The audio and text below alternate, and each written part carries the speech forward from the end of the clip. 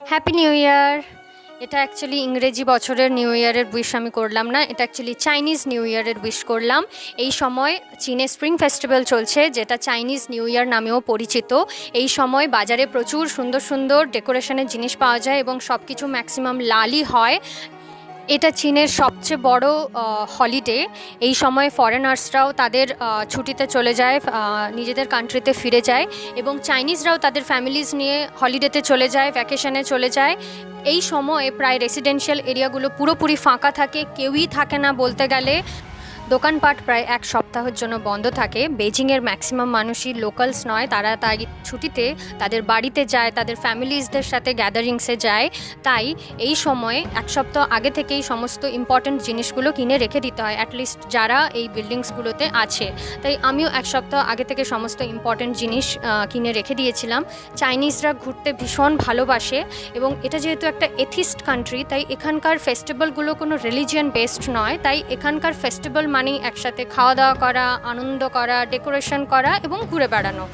আর চায়নারও প্রসপ্যারিটির প্রতীক হচ্ছে লাল, তাই এখানে সমস্ত কিছুই লাল।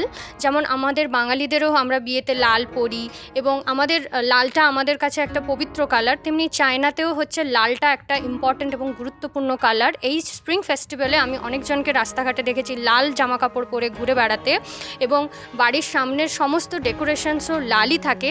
এবং সবাই যেহেতু ডেকোরেশন করে, তাই আমি ভাবলাম আমিও একটু ডেকোরেশন করি।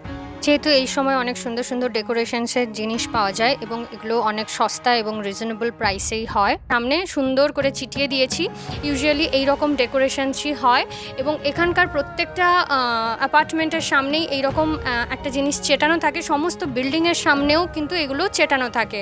এবং এখানকার যেহেতু কেউই লোকালস নয়, তাই সবাই এইরকম চিটিয়ে দিয়ে ডেকোরেশন করে প্রত্যেকেই তাদের প্রভিন্সে চলে গেছে বা ফ্যামিলিজ নিয়ে ঘুরতে চলে গেছে।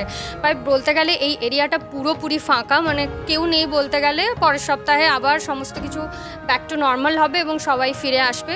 এখানে রুমের জন্য অনেক সুন্দর সুন্দর কিন্তু ল্যাম্প পাওয়া যায়, অনেক সুন্দর সুন্দর টুনি বাল্বস পাওয়া যায়, বিভিন্ন শেপে বিভিন্ন ডিজাইনে পাওয়া যায়। তাই আমার নিজের রুমের জন্য একটা সুন্দর একটা এরকম পিস কিনে নিয়েছি। পরের ভিডিওতে আবার দেখা হবে। Bye bye.